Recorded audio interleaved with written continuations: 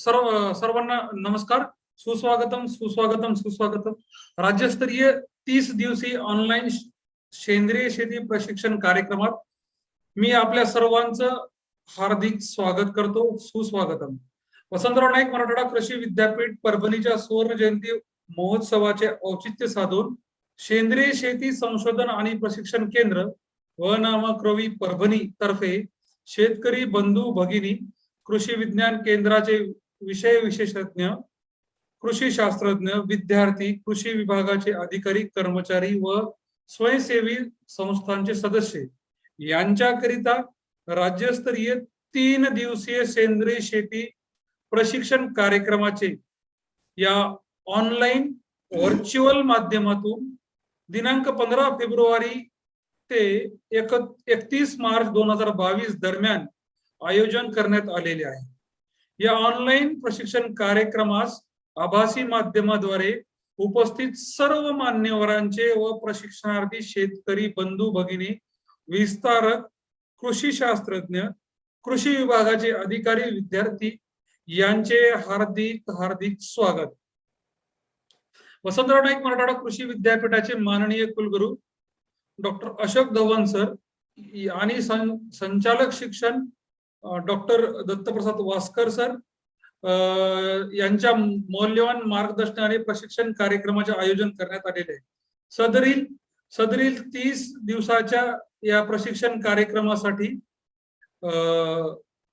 दिनांक 15 फेब्रुवारी ते 31 मार्च पर्यंत दररोज रविवार वगळून सायंकाळी 7 ते 8:30 शेतकऱ्यांच्या आणि प्रशिक्षणार्थीच्या सोयीसाठी व्याख्याने झूम मीटिंग द्वारे माध्यमातून आपण प्रसारित करत आहोत.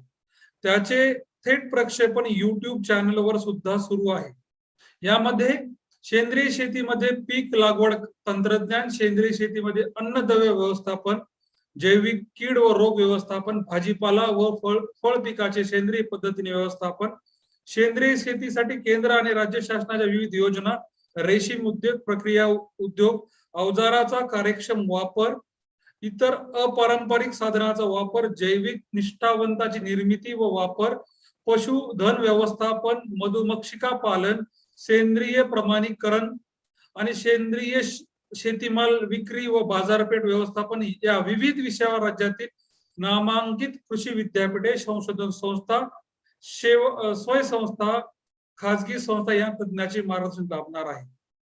आजच्या या सत्रासाठी अध्यक्ष म्हणून डॉक्टर श्री दिगंबरजी पेरके, विभाग प्रमुख कृषी अर्थशास्त्र विभाग, कृषी महाविद्यालय व नामक्रवी परभणी लाभलेले आहेत. सर, आपलं सहर्ष स्वागत. तसेच आज डॉक्टर श्री आजच्या कार्यक्रमासाठी व्याख्याते म्हणून डॉक्टर प्रशांत बबनराव नाईकवाडी सर आपल्याला लाभलेले आहेत. सध्या ते राष्ट्रीय अध्यक्ष रेडिसिव्ह free organic mission India federation REMIF India पुण्यासाठी काम कार्यरत आहेत. सरांचं आज मार्गदर्शन लाभणार आहे. सरांचं हार्दिक स्वागत. तसेच आजच्या या कार्यक्रमासाठी ज्यांनी हा कार्यक्रम हाती घेतलेला आहे तसे आमचे आदरणीय डॉक्टर अनंत गोरे सर यांचंही ते स्वागत. आणि सर्वांचं मी या मान्यवरांचं, शेतकरी बंधू भगिनींचं या आज मी आपलं सर्वांचं हार्दिक स्वागत करतो. आणि मी डॉक्टर आजचे जे वक्ते आहेत डॉक्टर प्रशांत बबनराव नाईकवाडी सर यांचा थोडक्यात परिचय देतो, कार्यपरिचय. डॉक्टर प्रशांत बबनराव नाईकवाडी सर हे सध्या राष्ट्रीय अध्यक्ष रेमडेसिव्हिर free organic mission federation of India REMIF India Pune येथे कार्यरत आहेत. ते वरिष्ठ सेंद्रिय शेती प्रमाणीकरण अधिकारी नोका अपेडा मान्यताप्राप्त संस्था पुणे येथे कार्यरत आहेत. आंतरराष्ट्रीय सेंद्रिय शेती प्रमाणीकरण अधिकारी बायो अग्री युरोपियन प्रमाणीकरण संस्था बोलोग्ना इटली येथे सुद्धा ते सदस्य म्हणून कार्य पाहत आहेत. सल्लागार समिती सदस्य पारंपरिक कृषी विकास योजना, सेंद्रिय शेती, कृषी विभाग, महाराष्ट्र शासन येथे सुद्धा आपण कार्यरत आहात. सेंद्रिय शेती पदविका अभ्यास निर्मिती मंडळ सदस्य, महात्मा फुले कृषी विद्यापीठ राहुरी येथे आपण सदस्य म्हणून कार्यरत आहात. सेंद्रिय शेती अभ्यास निर्मिती सदस्य व लेखक यशवंतराव चव्हाण मुक्त विद्यापीठ नाशिक येथे आपण सदस्य म्हणून काम पाहत आहात. आपण सकाळ प्रकाशन पुणे याचे लेखक आहात. तांत्रिक सल्लागार Maha organic and residue free farmers association MORFA याचे पण आपण कार्य पाहत आहात. तसेच तांत्रिक सल्लागार अखिल भारतीय भाजीपाला उत्पादक संघ हरियाणा याचे आपण तांत्रिक सल्लागार आहात. कृषी पदवीधर संघटना महाराष्ट्र पुणे यांचे संचालक आहात. सर आपलं सरांचं शिक्षण बीएससी ऍग्रिकल्चर, एमएससी बायोटेक्नॉलॉजी, नंतर सरांनी MBA master of business administration in agri business management and international trade, PhD in national programme for organic production यामध्ये सरांची PhD आहे. त्यानंतर सरांचे काही पुस्तके पब्लिश झालेली आहेत. तांत्रिक दृष्टिकोनातून सेंद्रिय शेती, प्रकाशन सकाळ प्रकाशन पुणे, सेंद्रिय शेती मानके प्रमाणीकरण जो आजचा विषय आहे, सकाळ प्रकाशन पुणे, आणि असे इतर बरेच पुस्तकं सरांचे पब्लिश झालेले आहेत. सरांना आजपर्यंत बरेचसे पुरस्कार मिळाले, त्यापैकी काही महत्वाचे पुरस्कार मी सांगतो. सह्याद्री दूरदर्शन वाहिनीचा दूरदर्शन सह्याद्री कृषी सन्मान हा सरांना मिळालेला आहे. यशवंतराव चव्हाण राज्य वाङ्मय पुरस्कार या सरांना मिळालेला आहे. वसंतराव नाईक कृषी वाङ्मय पुरस्कार 2016 हा सरांना मिळालेला आहे. तांत्रिक दृष्टिकोनातून सेंद्रिय शेती पुरस्कार सरांना 2018 रोजी मिळालेला आहे. सरांना एकूण 23 पुरस्कार मिळालेले आहेत. सर भारतातच नव्हे तर भारताबाहेर राष्ट्रीय आणि आंतरराष्ट्रीय विविध संस्थांचे सल्लागार म्हणून आंतरराष्ट्रीय आणि आंतरराष्ट्रीय पातळीवर कार्यरत आहेत.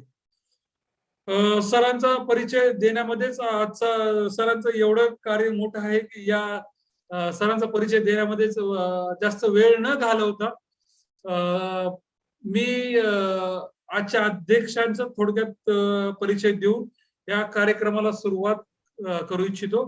आजचे जे अध्यक्ष आहेत डॉक्टर दिगंबररावजी पेरके सर, विभाग प्रमुख कृषी अभियांत्रिकी कृषी अर्थशास्त्र विभाग, कृषी महाविद्यालय वनामक्रोवी परभणी. अध्यक्षाच्या वतीने मी नाईकवाडे आजचे जे व्याख्याते आहेत ते विशेष पाहुणे आहेत, शेतकरी पाहुणे, शेतकरी प्रतिनिधी श्री नरेंद्र देशमुख, राहणार सनपुरी, तालुका जिल्हा परभणी, यांचं मी इथे स्वागत करतो. आणि अध्यक्षांच्या वती परवानगीने डॉक्टर प्रशांत नाईकवाडे सरांना आजचे व्याख्यान सुरू करण्याची विनंती करतो. Doctor Prashant Naikwade sir.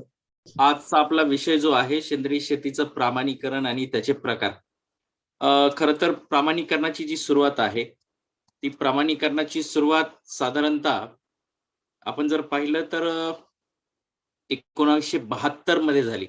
सेंद्रिय शेतीचं प्रमाणीकरण जे आहे ते सगळ्यात पहिल्यांदा जर कोणी आणलं असेल तर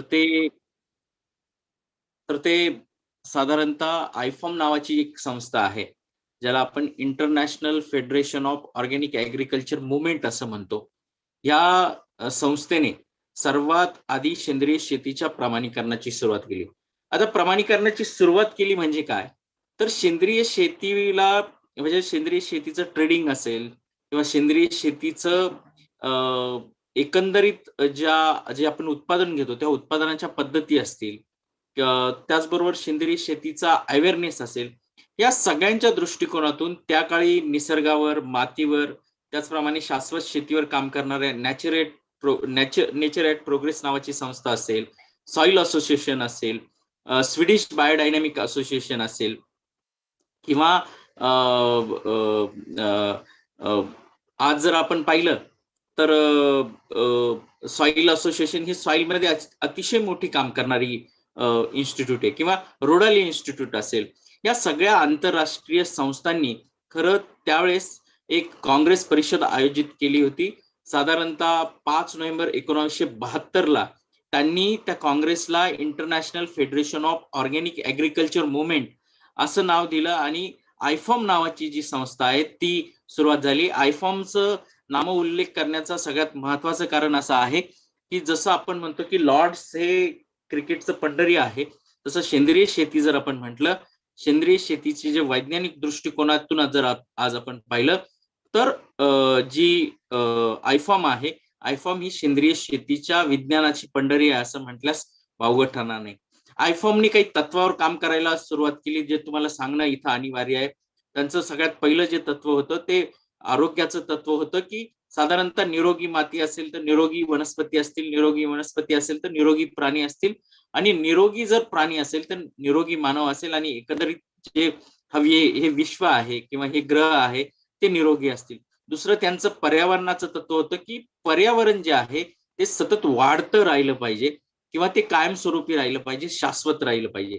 तिसरं त्यांचं तत्व होतं निपक्षपातीपणाचं तत्व होतं.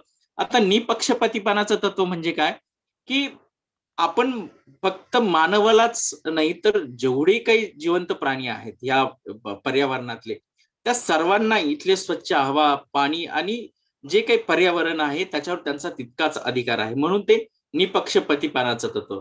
आणि चौथं जे तत्व होतं त्यांचं काळजीचं तत्व, म्हणजे आज आपण सेंद्रिय शेतीविषयी बोलतोय, आज आपण स्वच्छ हवा, पाणी याचा उपभोग घेतोय, ज्याला आपण म्हणू शकतो की पिलर्स त्यांनी आखले. आणि त्या धोरणांचा जो पार्ट होता, तो पहिला पार्ट म्हणजे साधारणतः छत्र, म्हणजे ही जी सेंद्रिय शेती आहे या सेंद्रिय शेतीच्या सर्व माहितीची एक माहिती असेल ती सगळी माहिती एकत्र करायची, एका रूप खाली आणायची. दुसरं प्रचार प्रसार करायचा, ऍडव्होकेसी करायची. तिसरं महत्वाचं गोष्ट की माहिती एकत्र करून किंवा प्रचार प्रसार करून आपल्याला थांबता येणार नाही, तर आपल्याला मूल्य साखळी निर्माण करावं लागेल. आता मूल्य साखळी म्हणजे काय नेमकी, तर आपण जे काही सेंद्रिय म्हणतोय ते सेंद्रिय आपल्याला खाता आलं पाहिजे, म्हणजे सेंद्रिय उत्पादनाच्या पद्धती आपल्याला शोधल्या पाहिजे. आणि मग सेंद्रिय उत्पादनाच्या पद्धती आपण ज्या शोधल्या त्याची एकाग्रता ही सेंद्रियच राहिली पाहिजे.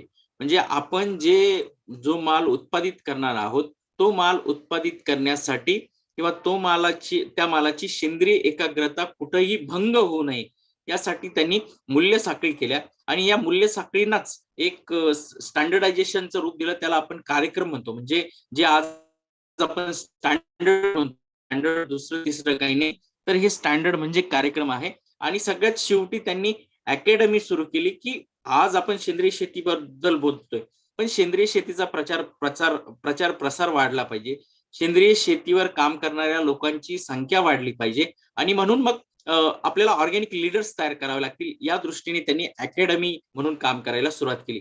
आज जर आपण पाहिलं तर ह्या आयफॉर्मच्या बेसिसवर आज वेगवेगळ्या देशांचे सेंद्रिय शेतीचे राष्ट्रीय कार्यक्रम सुरू झालेले आहेत.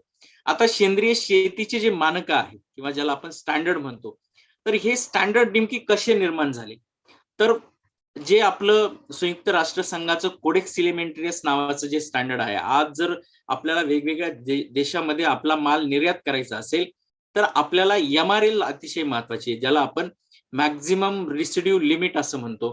तर ही रेसिड्यू लिमिट कोण सेटल करतं, तर ते कोडेक्स एलिमेंटरियस करतं. म्हणजे साधारणतः अन्न आणि आपण जे काही खातो, आपलं अन्न आणि आरोग्य याचा अतिशय जवळचा संबंध आहे. याच्यावर काम करणारी जी संस्था आहे ती कोडेक्स एलिमेंटरियस आहे. याचा काही पार्ट आपल्या सेंद्रिय शेतीच्या मानकांमध्ये किंवा स्टँडर्ड मध्ये आलेला आहे. त्यानंतर जागतिक स्वास्थ्य संघटना जी आरोग्यावर काम करते त्याच्या स्टँडर्डचा काही पार्ट सेंद्रिय शेतीच्या स्टँडर्ड मध्ये आलेला आहे. आणि तिसरी सगळ्यात महत्वाची जी संयुक्त राष्ट्र संघाची संस्था आहे, ज्याला आपण अन्न व कृषी संस्था म्हणतो, फूड अँड ऍग्रिकल्चर ऑर्गनायझेशन, याचा काही पार्ट जो आहे तो सेंद्रिय शेतीच्या मानकांना किंवा स्टँडर्ड मध्ये आलेला आहे. या सगळ्यांचं मिळून जे आहे सेंद्रिय शेतीचं स्टँडर्ड निर्माण झालेलं आहे. आणि आज जर आपण पाहिलं तर सेंद्रिय शेतीचं जे स्टँडर्ड आहे म्हणजे आयफॉर्मचं ही युनिव्हर्सल स्टँडर्ड आहे. International federation of organic agriculture movement या संस्थेने जी स्टँडर्ड केली त्या स्टँडर्डचा आधार घेऊन साधारणतः वेगवेगळ्या देशांनी त्यांचे स्वतंत्र सेंद्रिय शेतीचे राष्ट्रीय कार्यक्रम सुरू केले. त्याच्यामध्ये अमेरिका आहे, म्हणजे आज अमेरिकेचं जर आपण पाहिलं तर United state department of agriculture हे म्हणजे आज संपूर्ण जगभरातलं सगळ्यात पॉवरफुल ऍग्रिकल्चरचं विभाग कुठला असेल तर तो United state department of agriculture आहे. मग त्यांचा नॅशनल ऑर्गॅनिक प्रोग्राम सुरू झाला. त्यानंतर युरोपियन देश जे आहे ते सर्वच युरोपियन देश एकत्र येऊन त्यांनी सर्व देशांसाठी युरोपियन रेग्युलेशन्स सुरू केले. त्यानंतर कॅनडा जो देश आहे, कॅनडाचं जर आपण पाहिलं तर आता अगदी 2009 साली त्यांनी स्टँडर्ड आणलेले आहेत, पण अतिशय परिपूर्ण असे स्टँडर्ड आहेत. त्यानंतर जपान आहे, जपान अतिशय स्ट्रिंजंट आहे. जपानचे स्टँडर्ड आहे ज्याला आपण जपानीज ऍग्रिकल्चर स्टँडर्ड असं म्हणतो. त्यानंतर इर्लंड असेल किंवा मग तुमचं ऑस्ट्रेलिया असेल किंवा तुमचं युके असेल, असं वेगवेगळे जे युरोपियन देश आहे त्या वेगवेगळ्या देशांचे सेंद्रिय शेतीचे राष्ट्रीय कार्यक्रम आले.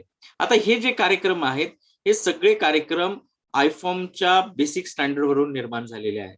आयफॉर्मने बेसिक स्टँडर्ड निर्माण केलेले आहेत आणि त्याच्यावरनं हे राष्ट्रीय स्टँडर्ड निर्माण झालेले आहेत.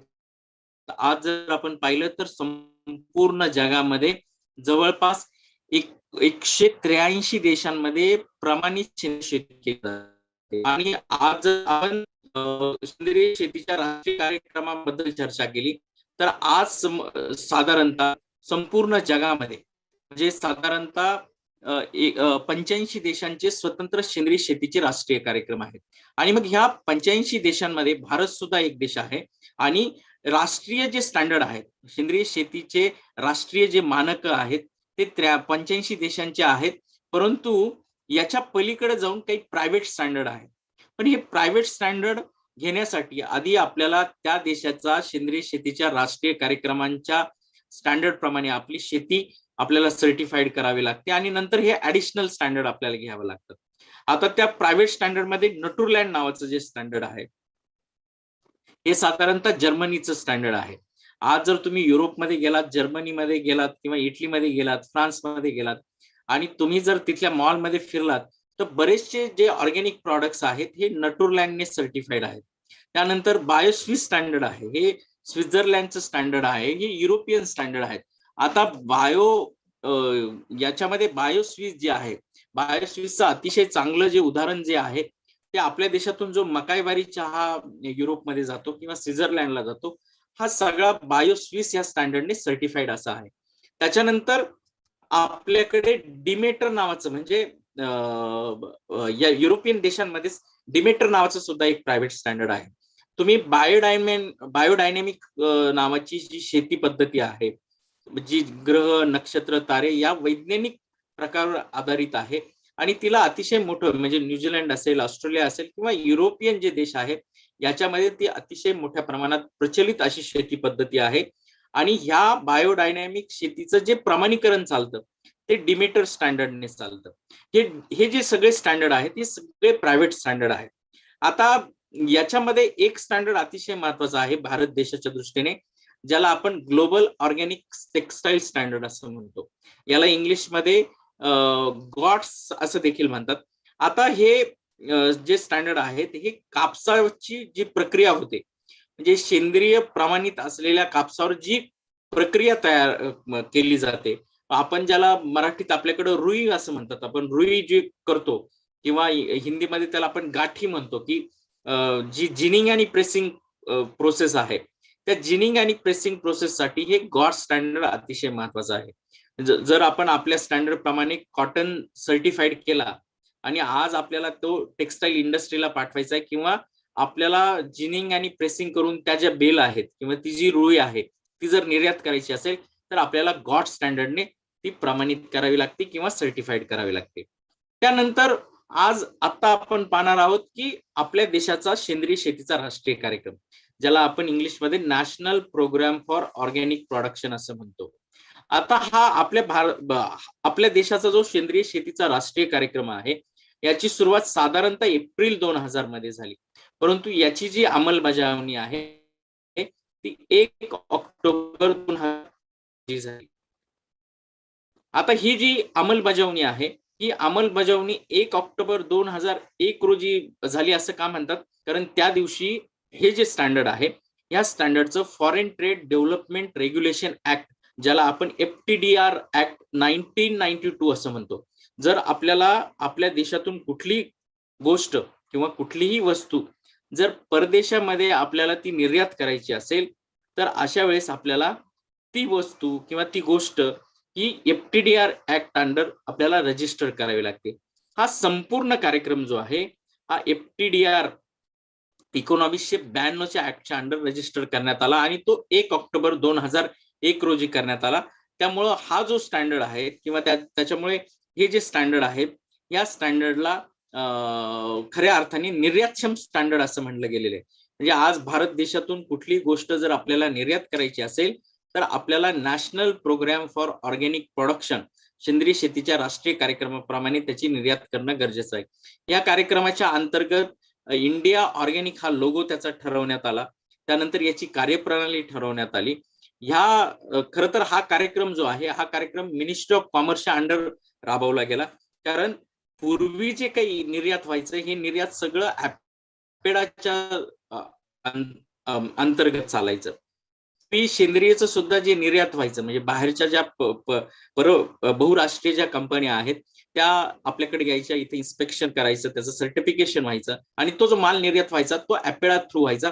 म्हणून हा बाय डिफॉल्ट हा जो कार्यक्रम आहे, हा वाणिज्य मंत्रालयाच्या अखत्यारीमध्ये आलेला आहे. कारण वाणिज्य ऍपेडा जे आहे, ऍपेडा हे वाणिज्य मंत्रालयाच्या अंडर काम करते आणि ऍपेडा हा जो कार्यक्रम, म्हणजे ऍपेडा जो आहे, ऍपेडा संस्था ही national programme for organic production या कार्यक्रमाची ज्याला आपण म्हणतो की सेक्रेटरी संस्था आहे किंवा त्याला आपण सचिव संस्था असं म्हणतो.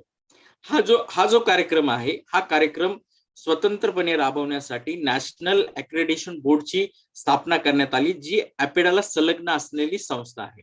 आता नॅशनल अक्रेडिटेशन बोर्ड जे आहे, ही नॅशनल अक्रेडिटेशन बोर्ड ज्या इंटरनॅशनल स्टँडर्डायझेशन ऑर्गनायझेशन्स आहेत किंवा आपण ज्याला म्हणतो की इंटरनॅशनल ऑर्गनायझेशन फॉर स्टँडर्डायझेशन 65च्या प्रमाणे ज्या संस्था प्रमाणित आहेत, अशा संस्थांची प्रमाणीकरण संस्था म्हणून त्याला मान्यता देणं किंवा त्यांना त्याचं नूतनीकरण करणं, हे सगळं नॅशनल अक्रेडिटेशन बोर्डच्या अंडर चालतं. त्याचप्रमाणे सेंद्रिय शेतीमध्ये ज्या काही टेस्टिंग केल्या जातात, त्या वेगवेगळ्या टेस्टिंग करण्यासाठी काही प्रयोगशाळांना सुद्धा मान्यता देण्यात आली. आज जर आपण पाहिलं तर भारत देशामध्ये जवळपास 35 प्रमाणीकरण संस्था, ज्या काही राज्य सरकारांच्या आहेत, काही प्रायव्हेट आहेत, काही बहुराष्ट्रीय कंपन्या आहेत, अशा जवळपास 35 प्रमाणीकरण संस्था NPOP प्रोग्रामच्या अंडर काम करतायत आणि जवळपास 100 जास्त प्रयोगशाळा ज्या आहेत त्या थ्रू आउट इंडिया आणि जे अनालिसिस चालतं वेगवेगळ्या प्रकारचं, ते या प्रयोगशाळांमधून केलं जातं. आज जर आपण फ्रेमवर्क पाहिलं नॅशनल प्रोग्राम फॉर ऑर्गॅनिक प्रोडक्शनचं, तर मिनिस्ट्री ऑफ कॉमर्स पण त्याच्यामध्ये आहे आणि आता मिनिस्ट्री ऑफ ऍग्रीकल्चर सुद्धा या कार्यक्रमामध्ये संलग्नरित्या काम करत आहेत. मिनिस्ट्री ऑफ कॉमर्स आणि मिनिस्ट्री ऑफ ऍग्रीकल्चर संलग्न जी agriculture and process food export development authority आहे, ती या कार्यक्रमाची सचिव संस्था आहे. ऍपेडाने एक स्वतंत्र नॅशनल अक्रेडिटेशन बोर्ड निर्माण केलेला आहे, जेणेकरून प्रमाणीकरण संस्थांना किंवा अनालिटिकल लॅबोरेटरीजला मान्यता देता येईल आणि मग सर्टिफिकेशन बॉडीच्या खाली येतं की प्रोड्युसर, म्हणजे जे जास्तीत जास्त शेतकरी किंवा म्हणजे अगदी 1 एकरापासून तर 100 एकर पर्यंत असलेला शेतकरी, एकटा शेतकरी किंवा गटाने शेती जर करत असेल तर शेतकऱ्यांचा गट, हे प्रमाणीकरण संस्थेच्या अंडर येतं. त्याचप्रमाणे प्रोसेसर, ऑर्गॅनिक मालावर प्रक्रिया करणारे प्रक्रियाकार सुद्धा या प्रमाणीकरण संस्थेच्या अखत्यारीमध्ये येतात. त्यानंतर ट्रेडर्स येतात, ऑर्गॅनिक माल घेऊन तो आपल्याला जर ऑर्गॅनिक म्हणून विकायचा असेल तर आपल्याला ट्रेडिंगचं इन्स्पेक्शन करावं लागतं, त्याचं प्रमाणीकरण करावं लागतं. ती ऍक्टिव्हिटी सुद्धा सर्टिफिकेशन बॉडीच्या अखत्यारीमध्ये येते. आणि अनालिटिकल लॅबोरेटरी जे आहेत, म्हणजे ज्यावेळेस प्रमाणीकरण संस्थेचे निरीक्षक प्रोड्युसर असतील किंवा प्रोसेसर असतील किंवा ट्रेडरकर ज्यावेळेस इन्स्पेक्शनला जातात आणि त्यांना काही डाऊट येतात, ते डाऊट आल्यानंतर ते मालाचं सॅम्पलिंग करतात आणि ते सॅम्पलिंग ते ह्या अनालिटिकल लॅबोरेटरीज मध्ये पाठवतात. आता 3 प्रकारचं सॅम्पलिंग केलं जातं.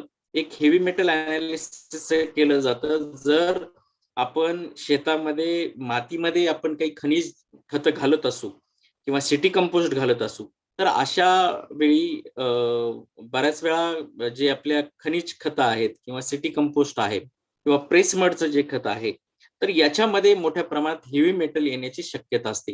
हेवी मेटलमध्ये मग निकेल असेल, तुमचं कोबाल्ट असेल, कॅडमियम असेल, आर्सेनिक असेल, मर्क्युरी असेल, जे कार्सिनोजेनिक मटेरियल येतं, याचं आपण अनालिसिस करतो. त्याचप्रमाणे तुम्ही ब्लड मिल, बोन मिल किंवा सिटी वेस्ट जर वापरत असाल, तर पॅथोजेनिक अनालिसिस सुद्धा करता येतं. किंवा सेंद्रिय शेतीमध्ये जर काही रसायन फवारल्याचा एव्हिडन्स मिळाला किंवा तसं काही डाऊट असेल, तर आज ॲपेडाच्या नॉर्म्स प्रमाणे 217 केमिकल पेस्टिसाइड, फंगिसाइड, हर्बिसाइडचं जे आहे 217 मॉलिक्युलचं केमिकल आणि हे सगळं जे आहे हे इन्स्पेक्टर ठरवतात कुठल्या प्रकारचं अनालिसिस करणं गरजेचं आहे. आणि ही जी कार्यप्रणाली आहे, या कार्यप्रणालीप्रमाणे आज आपल्या भारत देशातून मोठ्या प्रमाणात सेंद्रिय शेतीचा माल निर्यात होत आहे. त्यात आनंदाची बाब अशी आहे की महाराष्ट्र राज्य आता देशामध्ये 2ऱ्या क्रमांकावर आहे, जो सगळ्यात मोठ्या प्रमाणात सेंद्रिय शेतीच्या उत्पादनांची निर्यात करतो आहे. त्यामुळे ही आपल्यासाठी अतिशय कौतुकास्पद बाब आहे. आज जर आपण पाहिलं तर हा जो national programme for organic production आहे, हे जे स्टँडर्ड आहे हे आता अतिशय ट्रान्सपरंट बनवलेलं आहे. त्याचप्रमाणे जगामध्ये याला एक वेगळं मानांकन मिळालेलं आहे. जगामध्ये याचं रिकग्नायझेशन मोठ्या प्रमाणात झालेलं आहे. आज आपण युरोपियन देशांबरोबर आपला टायअप आहे, इक्विव्हॅलन्स आपला इस्टॅब्लिश झालेला आहे. पीजीएसच आलं, ज्याला आपण जीपीएस म्हणतो, जिओग्राफिकल पोझिशनिंग सिस्टीम. म्हणजे आज आपण जिओग्राफिकल पोझिशनिंग सिस्टीम, ज्याला भौगोलिक निर्देशांक असं म्हणतो, तर भौगोलिक निर्देशांकांचं आपण नोंद आता या सिस्टीम मध्ये करतोय. ट्रेसनेट नावाची ऑनलाईन प्रणाली ॲपेडाने डेव्हलप केलेली आहे, ज्याच्या थ्रू ही जी प्रमाणीकरण पद्धत आहे ही मोठ्या प्रमाणात ऑनलाईन पद्धतीने आता चालते. जे सर्टिफिकेट तुम्हाला मिळतं हे ऑनलाईन जनरेट होतं आणि जो डाटा भरला जातो किंवा इन्स्पेक्शनच्या ज्या नोंदी नोंदवल्या जातात, ह्या सगळ्या ऑनलाईन पद्धतीने नोंदवल्या जातात आणि या अतिशय ट्रान्सपरंट, म्हणजे प्रमाणीकरण संस्था असेल, तो ऑपरेटर म्हणजे जो ज्याचं प्रमाणीकरण करायचंय तो असेल, किंवा ॲपेडाची ऑथॉरिटी असेल, नॅशनल अक्रेडिटेशन बोर्डची, या सगळ्यांना ह्या एकाच सिस्टीम मध्ये ट्रान्सपरंटली जोडलं गेलेलं आहे. त्यामुळे ही जी ट्रेसनेट सिस्टीम आहे ही अतिशय ट्रान्सपरंट अशी आहे आणि जे प्रमाणीकरण आहे त्या प्रमाणीकरणाची निश्चितच विश्वासार्हता वाढवणारी अशी आहे. आज जर आपण पाहिलं तर सेंद्रिय शेतीमध्ये जर आपल्याला एनपीओपी प्रमाणे प्रमाणीकरण करायचं असेल, तर आपल्याला कुठल्या गोष्टींची काळजी घ्यायला पाहिजे. आता थर्ड पार्टी, ज्याला आपण मराठीत तृतीय पक्ष प्रमाणीकरण किंवा निरीक्षण असं म्हणतो, जर आपल्याला एनपीओपीचं प्रमाणीकरण करायचं असेल, थर्ड पार्टी प्रमाणीकरण म्हणजेच national programme for organic production, एनपीओपीचं प्रमाणीकरण, तर ते जर आपल्याला करायचं असेल तर आपल्याला काही गोष्टींची माहिती असणं अतिशय गरजेचं आहे. त्यातलं पहिली जी गोष्ट आहे की आपल्याला सेंद्रिय मानकांची माहिती असणं अतिशय गरजेचं आहे. आता सेंद्रिय मानक म्हणजे काय? साधारणतः ज्यावेळेस आपण शेती करणार आहोत, तर आपण कुठल्या प्रकारचं बियाणं वापरायचं, आपलं खत वापर धोरण कसं असावं, कीड रोग तण नियंत्रण आपण कसे करणार आहोत. त्यानंतर आपल्याला आपल्या बाजूला जर रासायनिक शेती करणारा शेतकरी असेल, तर त्याच्या शेतातून होणारं जे दूषितीकरण आहे ते आपण कसं थांबवणार आहोत. त्याचप्रमाणे आपण मृदा आणि जलसंधारण कसं करणार आहोत, आपण पीक विविधता कशी मेंटेन करणार आहोत. तर ह्या सगळ्या ज्या गोष्टी आहेत त्या सगळ्या गोष्टी सेंद्रिय शेतीच्या मानकांमध्ये आहेत, ज्याला आपण इंग्लिशमध्ये ऑर्गॅनिक स्टँडर्ड असं म्हणतो. तर या स्टँडर्डची माहिती असणं अतिशय गरजेचं आहे. त्यानंतर या स्टँडर्डची माहिती असूनच उपयोग नाही, तर त्याचं पालन सुद्धा आपल्याकडून झालं पाहिजे. त्यानंतर त्याचं डॉक्युमेंटेशन आपल्याकडून झालं पाहिजे, याचं नियोजन आपल्याकडून झालं पाहिजे. पूर्ण वर्षभराचं नियोजन या प्रमाणीकरण पद्धतीमध्ये अपेक्षित असतं. तुम्ही कुठलं पीक घेणार आहे, ते पीक तुमचं आंतरपीक आहे का मुख्य पीक आहे, साधारणतः एकूण क्षेत्रापैकी किती क्षेत्रावर तुम्ही ते पीक घेणार आहात, याच्यामध्ये तुम्ही खत वापर धोरण काय तुमचं असणार आहे, कीड रोग तण नियंत्रण तुम्ही कसं करणार आहात, मृदा आणि जल संवर्धन तुम्ही कसं करणार आहात, तुम्ही दूषितीकरणापासून शेताचं संरक्षण कसं करणार आहात, या सगळ्या गोष्टी तुम्हाला प्लॅनिंग मध्ये देणं अतिशय गरजेचं आहे. त्यानंतर याच्यामध्ये इन्स्पेक्शन हा महत्वाचा पार्ट असतो. जे थर्ड पार्टी सर्टिफिकेशन मध्ये पीएचडी होल्डर असतील किंवा लाईव्ह सायन्स मध्ये ज्यांचं पदव्युत्तर डिग्री आहे, अशा लोकांना ट्रेनिंग देऊन इन्स्पेक्टर केलं जातं. आणि हे इन्स्पेक्टर जे आहेत ते तुमच्या शेतावर येतात, तुमच्या शेताचं सगळं निरीक्षण करतात आणि त्याच्यानंतर त्यांच्या ज्या नोंदी आहेत त्या नोंदी त्या ऑनलाईन पद्धतीने ट्रेसनेस सिस्टीमवर नोंदवतात असतात. आणि त्या पद्धतीनंतर म्हणजे निरीक्षणावर खरं तुमचं सर्टिफिकेशन जे आहे ते अवलंबून असतं. त्यानंतर याच्यामध्ये सगळ्यात महत्वाचा जो पार्ट आहे तो म्हणजे फीज आहे, की तुम्हाला फीज सुद्धा देणं याच्यामध्ये अतिशय गरजेचं आहे. म्हणजे आज थर्ड पार्टी सर्टिफिकेशन जर तुम्हाला करायचं असेल तर साधारणतः 1 हेक्टर पर्यंत तुम्हाला 12 ते 15 हजार रुपये किंवा 15 ते 17 हजार रुपये तुम्हाला पेड करणं गरजेचं आहे. ही मी एक अंदाजे किंमत तुम्हाला सांगितलेली आहे. कारण ह्या ज्या 32 प्रमाणीकरण संस्था ह्या वेगवेगळ्या ठिकाणी काम करतात. त्यांचं येण्याचं, जाण्याचं, राहण्याचं ह्या सगळ्या गोष्टी चा विचार करून त्या तुमचं कोटेशन देत असतात. त्याच्यानंतर आपल्याला या प्रमाणीकरण सिस्टीम मध्ये सगळ्या गोष्टींची नोंद ठेवणं अतिशय महत्वाचे आहे. प्रत्येक गोष्टीचं म्हणजे आपण काय आणलं, आपण जर बाहेरून काही आणत असू तर ते नेमकी काय आणलेलं आहे, कुठून आणलेलं आहे, ते सर्टिफाईड आहे का, बियाणं आपण कुठून आणलेलं आहे, खतं आपण कुठून आणलेले आहेत, आपण काय अवजारं आणलेली आहेत का, आपण ज्या मशागती करतो त्यासाठी आपण काही लेबर लावलेले आहेत का. तर ह्या सगळ्याच गोष्टींची माहिती जी आहे ती आपल्याला रेकॉर्ड किपिंग मध्ये ठेवणं अतिशय गरजेचं आहे. त्यानंतर आता 2014 पासून आपल्या भारत देशामध्ये नमामि गंगा नावाची एक योजना होती. नमामि गंगेच्या अंतर्गत राष्ट्रीय शाश्वत कृषी अभियान राबवलं गेलं आणि त्या राष्ट्रीय शाश्वत कृषी अभियानाच्या अंतर्गत परंपरागत कृषी विकास योजना, सेंद्रिय शेतीची एक योजना आलेली होती आणि त्या योजनेमध्ये प्रमाणीकरणासाठी पार्टिसिपेटरी गॅरंटी सिस्टीम नावाची एक प्रमाणीकरण प्रणाली लॉन्च केली गेली. पार्टिसिपेटरी गॅरंटी सिस्टीम जी आहे ही म्हणजे किमान 5 शेतकरी, जास्तीत जास्त 20 शेतकऱ्यांनी एकत्र येऊन केलेली शेती आणि त्याचं केलेलं प्रमाणीकरण. आता हे जे प्रमाणीकरण आहे हे प्रमाणीकरण करायला तुम्हाला कुणीही बाहेरचा इन्स्पेक्टर येत नाही. तुमच्या गटामध्ये ज्या शेतकऱ्यांना लिहिता वाचता येतं असे 2 किंवा 3 शेतकरी जे असतील ते शेतकरीच तुमच्या इतर शेतकऱ्यांचं निरीक्षण करणार आणि तुमच्या ज्या बैठकी होतात किंवा ज्या मीटिंग होतात त्या मीटिंग मध्ये तुमचा अहवाल सगळ्यांसमोर साजरा करणार. त्याच्यामध्ये तुम्ही जर काही नियमांचं व्हायलेन्स केलेलं म्हणजे तुम्ही काही नियम जे आहेत ते नियम जर मोडले असतील किंवा ते नियम पाळायला तुम्ही जर अपयशी ठरला असाल तर गटाने मिळून तुमच्यावर कारवाई करायची की काय करायचंय. म्हणजे साधारणतः तुम्ही केलेल्या ज्या चुका आहेत किंवा तुम्ही ज्या न पाळलेल्या गोष्टी त्याचं गांभीर्य काय आहे त्या गांभीर्याच्या नुसार तुमच्यावर काय म्हणजे तुमच्यावर काय ऍक्शन घ्यायची हे ते गट बहुमताने ठरवतो. थोडक्यात जसं आपण म्हणतो की लोकांसाठी लोकांकडून चालवलेली जे लोकशाही पद्धत आहे तसंच हे शेतकऱ्यांसाठी आणि शेतकऱ्यांकडून चालवलेली एक प्रमाणीकरणाची पद्धत आहे, एक विश्वासार्हता आहे आणि याला सहभागिता हमी प्रमाणीकरण योजना असं म्हणतात की शेतकऱ्यांचा सहभाग असलेली. आता ही जी योजना आहे पार्टिसिपेटरी गॅरंटी सिस्टीम ही योजना सध्या तरी निर्यातीसाठी नाहीये. ही योजना तुमचं स्थानिक बाजारपेठेसाठी आहे. तुमचा माल जर तुम्हाला लोकल बाजारपेठेत किंवा देशांतर्गत बाजारपेठेमध्ये विकायचा असेल तर तुम्हाला पार्टिसिपेटरी गॅरंटी सिस्टीम या सिस्टीम प्रमाणे तुमचं सेंद्रिय शेतीचं प्रमाणीकरण तुम्हाला करता येतं. आता ह्या प्रमाणीकरणाचं जर तुम्ही कार्यप्रणाली पाहिली तर याच्यामध्ये स्थानिक गट म्हणजे किमान 5 शेतकरी, जास्तीत जास्त 20 शेतकरी एकत्र येऊन जो गट तयार होतो त्याला स्थानिक गट म्हणतो. त्या स्थानिक गटाला मदत करण्यासाठी एक प्रादेशिक परिषद असते.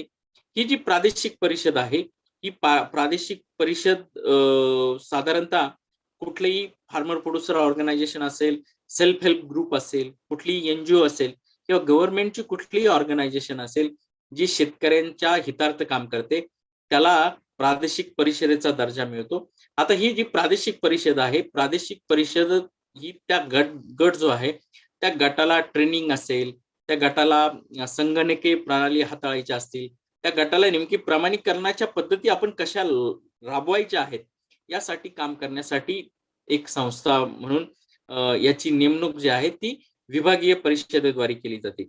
आता विभागीय परिषदा म्हणजे काय, तर आपल्या देशामध्ये national centre for organic farming सेंद्रिय शेतीचं राष्ट्रीय केंद्र गाझियाबाद आहे, जे मिनिस्ट्री ऑफ ऍग्रिकल्चर आणि फार्मर्स वेलफेअर या डिपार्टमेंट अंदर काम करतात.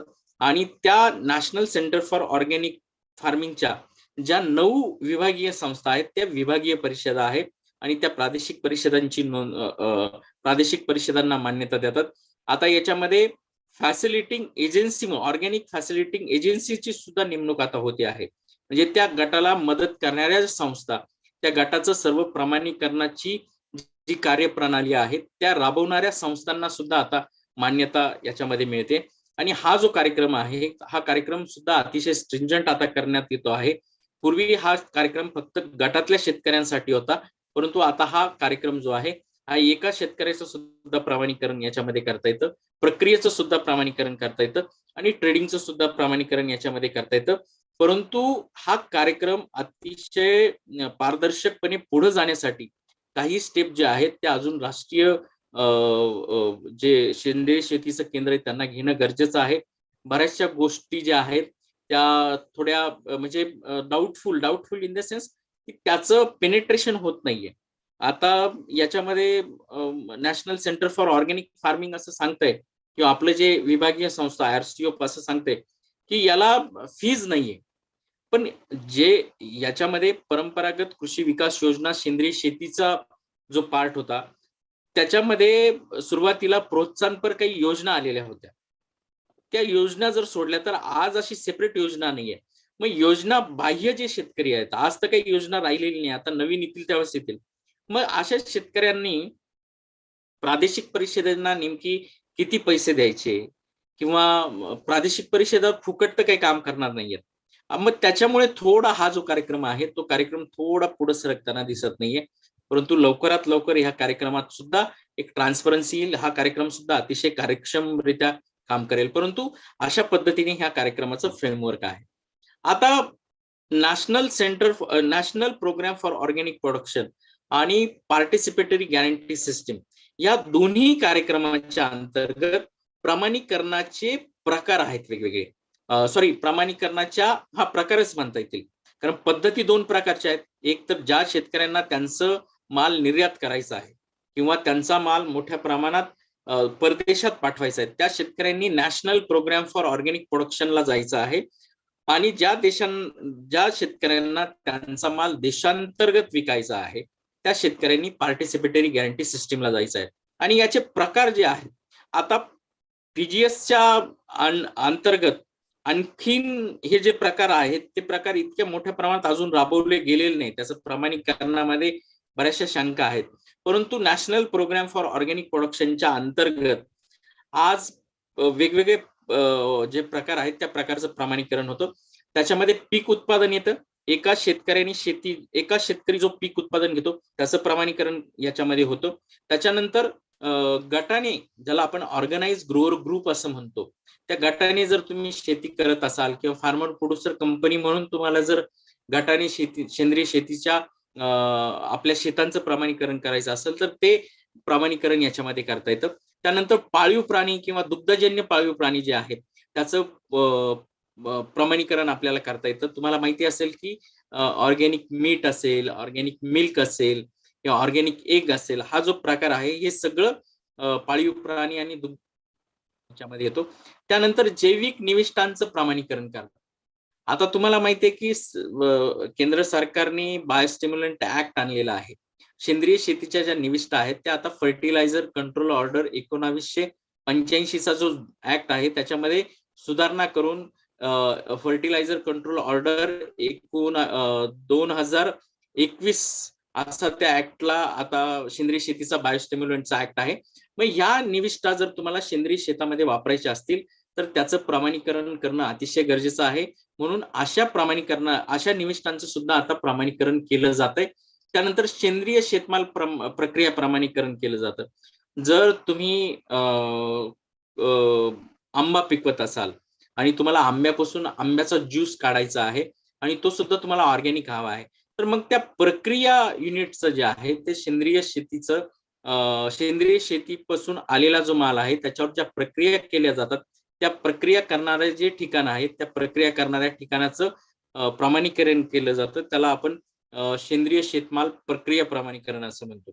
त्यानंतर सेंद्रिय शेतमाल व्यापार प्रमाणीकरण, ज्याला आपण ऑर्गॅनिक ट्रेडिंग युनिट सर्टिफिकेशन असं म्हणतो. जर कुणी ट्रेडर, आडतदार, निर्यातदार जर शेतकऱ्यांकडून माल घेत असेल आणि त्यांना तो निर्यात करायचा आहे किंवा स्थानिक बाजारपेठेमध्ये विकायचा आहे, अशा वेळेस ट्रेडिंगचं प्रमाणीकरण केलं जातं. त्यानंतर जंगली वनस्पती गोळा करण्याकरताच सुद्धा प्रमाणीकरण मिळतं, ज्याला आपण वाईल्ड हार्वेस्ट म्हणतो किंवा वाईल्ड कल्टिव्हेशन सर्टिफिकेशन असं म्हणतो. जंगलामध्ये राहत असणारे जे आदिवासी शेतकरी आहे त्यांच्याकडून आपण काही जर जे झाडांचे प्लांट पार्ट असतात, जसं आवळा असेल, रिठा असेल, ब्राह्मी असेल, मग याचे वेगवेगळे म्हणजे फुलं असतील, पानं असतील, वनस्पतीचे सालं असतील, अशा वनस्पतींचे पार्ट आपण घेऊ शकतो आणि हे प्रमाणीकरण आपल्याला साधारणतः 1 वर्षामध्ये मिळतं. त्याचप्रमाणे याच्यामध्ये झूम कल्टिव्हेशन, जे आदिवासी शेतकरी, तुम्ही जर अभ्यास केला असेल आदिवासी शेतकऱ्यांचा, तर ते एका वर्षी जंगल थोडं साफ करतात, तिथं शेती करतात, पुढच्या वर्षी ते दुसरीकडे जंगल साफ करतात, तिकडे शेती करतात. म्हणजे एकाच ठिकाणी ते कायमस्वरूपी शेती करत नाही, जंगलातल्या वेगवेगळ्या भागामध्ये ते शेती करतात आणि त्याला झूम कल्टिव्हेशन असं म्हणतात. हे झूम कल्टिव्हेशनचं प्रमाणीकरण सुद्धा ह्या वाईल्ड हार्वेस्ट मध्ये किंवा वाईल्ड कल्टिव्हेशन सर्टिफिकेशन मध्ये येतं. त्यानंतर सेंद्रिय मधमाशी पालन प्रमाणीकरण, ज्याला आपण म्हणतो ना ऑर्गॅनिक हनी ज्याला आपण म्हणतो. आता तुम्ही पाहिलं असेल की वेगवेगळे ब्रँड हनीचे आहेत. महाराष्ट्र शासनाचा सुद्धा खादी ग्रामोद्योगाचा ब्रँड आहे. तर हे जे पेट्या आहेत, त्या पेट्या आपण नेमकी कुठे ठेवाव्यात, त्या स्वच्छ कशा कराव्यात, आणि मग त्याच्यापासून आपण मध कसं घ्यावं, तर ह्या सगळ्या प्रकाराला एक सेंद्रिय एकाग्रता त्याची टिकावी म्हणून जे काही स्टँडर्ड आहेत त्याचं जर पालन केलं तर आपल्याला सेंद्रिय मधमाशी पालन प्रमाणीकरण सुद्धा मिळतं. त्यानंतर सगळ्यात शेवटी जे आहे ते पाण्यातील जे प्राणी आहेत त्याचं सुद्धा प्रमाणीकरण मिळतं. म्हणजे तुमचे मासे असतील किंवा प्रॉन्स असतील, ऑक्टोपस असतील, खेकडे असतील, हे सुद्धा आपण जर धरणात, तलावात जर पाळले आणि त्याचं प्रमाणीकरण केलं तर त्याचं प्रमाणीकरण मिळतं. सध्या पाण्यातील जे प्रमाणीकरण आहे ते आपल्याला मिळत नाही. कारण पाणी आपण असं म्हणतो की वॉटर इज युनिव्हर्सल सॉल्व्हंट आणि पाण्यामध्ये वेगवेगळ्या गोष्टी मिसळलेल्या असतात आणि त्या डिटेक्ट करणं किंवा पाण्यातील पोल्युटंट डिटेक्ट करणं हे अतिशय तारेवरची कसरत आहे, अतिशय खर्चिक अशी गोष्ट आहे. म्हणून पाण्यातील प्राण्यांचं प्रमाणीकरण आपल्याकडे होत नाही. युरोपमध्ये काही ठिकाणी सुरू झाले. आता याच्यामध्ये एक नवीन प्रकार आलाय, ग्रीन हाऊस जे आहे आपण किंवा सीड नेट, याच्यामध्ये सुद्धा जे आपण एक्झॉटिक जो भाजीपाला घेतो किंवा एक्झॉटिक जे व्हेजिटेबल घेतो, तर त्याचं सुद्धा आता प्रमाणीकरण करून मिळतंय. हायड्रोपॉनिक्स अद्याप सेंद्रिय शेतीच्या मानकांमध्ये आलेलं नाहीये, कारण तोच प्रकार आहे की वॉटर इज युनिव्हर्सल सॉल्व्हंट आणि त्याच्यामध्ये काय मिक्स झालेलं असेल हे कळत नाही आणि फक्त पाण्यावर तुम्ही पिकाची उत्पादकता टिकू शकत नाही. मग तुम्हाला पाण्यामध्ये विद्राव्य खत देणं गरजेचंच आहे. आणि मग ते सेंद्रिय मध्ये असे विद्राव्य खत आहेत का? कारण सेंद्रिय जी शेती आहे त्याच्यात तुम्ही निविष्ठांचं जर प्रमाणीकरण पाहिलं तर साधारणतः कुठल्याही सेंद्रिय निविष्ठांचं विद्राव्य करण होण्यासाठी काही रासायनिक ज्या प्रक्रिया केल्या जातात, ज्याला आपण चिलेटेड वगैरे म्हणतो, तर त्या करणं अजून अलाउड नाहीये. किंवा जरी ऑर्गॅनिक मटेरियल रिव्ह्यू इन्स्टिट्यूट मध्ये त्याचा समावेश केलेला असेल, युनायटेड स्टेट डिपार्टमेंट ऑफ ऍग्रिकल्चरचं जे स्टँडर्ड आहे त्याच्यामध्ये, तरी तो आपण अजून भारतीय जे आपलं national programme for organic production आहे याच्यामध्ये त्याचा समावेश अद्याप झालेला नाहीये. त्याच्यामुळे त्याला आपल्याला अतिशय मर्यादा आहे आणि अशा प्रकारे आपल्याला या सेंद्रिय शेतीच्या प्रकार आणि पद्धती आहेत. आता सेंद्रिय शेतीची मानकं जर आपण पाहिली तर ही मानकं दोन्हीही स्टँडर्डची, म्हणजे एनपीओपी असेल किंवा पार्टिसिपेटरी गॅरंटी सिस्टीम असेल, या दोघांची स्टँडर्ड जे आहेत ते सारखेच आहेत. आता सगळ्यात महत्वाचं जे आहे की तुम्हाला सेंद्रिय शेतीचं प्रमाणीकरण करायचं आहे. मग सुरुवात कुठून करायची? तर सगळ्यात महत्वाचं की तुम्हाला असा तुमचा भूप्रदेश निवडायचा आहे की जिथं तुम्ही त्याच्या आजूबाजूला इको फ्रेंडली क्लायमेट तयार करू शकाल. त्याच्या आजूबाजूला जो पडीक प्रदेश आहे त्याच्यामध्ये वेगवेगळ्या प्रकारची अशी झाडं लावा की ज्याच्यामुळे जीवसृष्टीला मदत होईल. आपले मित्र कीटक तिथे येतील, पक्षी वेगवेगळे तिथे येतील, पाणी संवर्धन करा, तिथं तुमचं मृदा संवर्धन करा. एक एक प्रकारचं लँडस्केप तुम्ही तयार करा की जे आपल्याला ऑर्गॅनिक फार्मिंगचं आहे किंवा हे शेत जे आहे ते सेंद्रिय शेती आहे असं आपल्याला म्हणता येईल.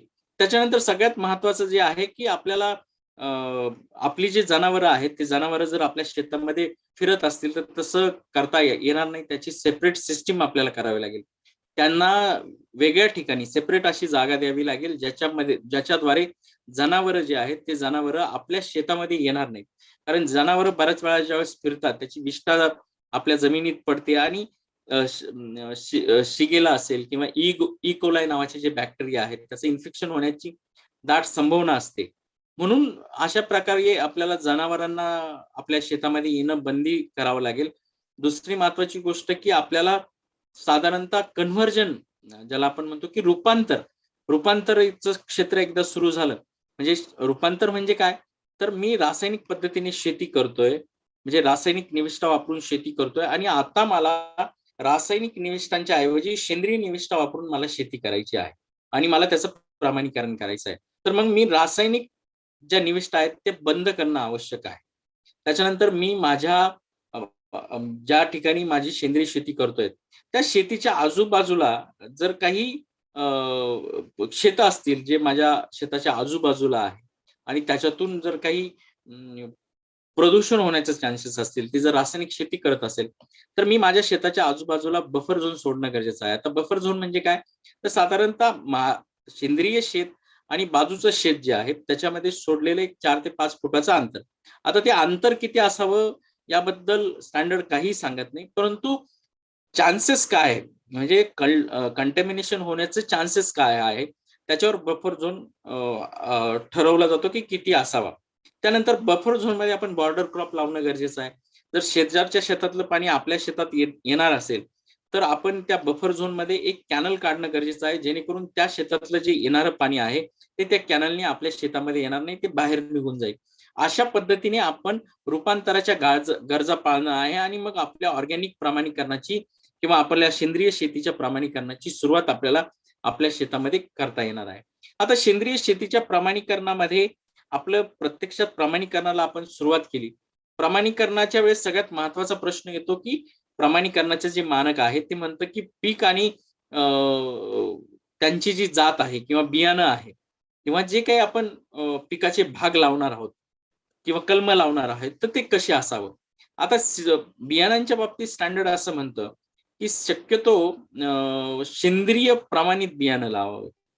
पण सेंद्रिय प्रमाणित बियाणं जर आपल्याला मिळालं नाही तर काही शेतकरी त्यांच्या शेताचं सेंद्रिय शेतीचं प्रमाणीकरण करतात. अशा शेतकऱ्यांकडून आणलेलं बियाणं आपण आपल्या शेतामध्ये लावू शकतो.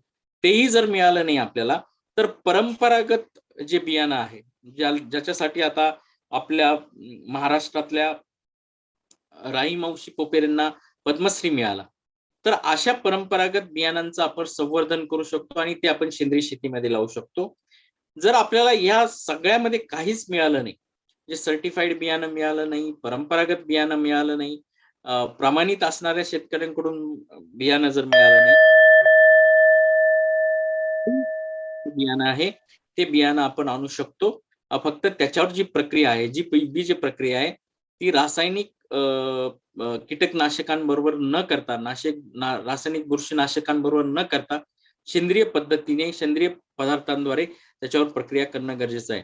त्याच्यानंतर रूपांतरांचा काल किती असावा? साधारणतः रूपांतराचा कालावधी जे आहे जे पिकं म्हणजे जे हंगामी पिकं आहे किंवा एका वर्षाच्या आत वाढणार आहेत अशा पिकांसाठी साधारणतः 36 महिन्यामध्ये म्हणजे 24 महिने आणि 36व्या महिन्यामध्ये 100% ऑर्गॅनिक सर्टिफाईड होतात.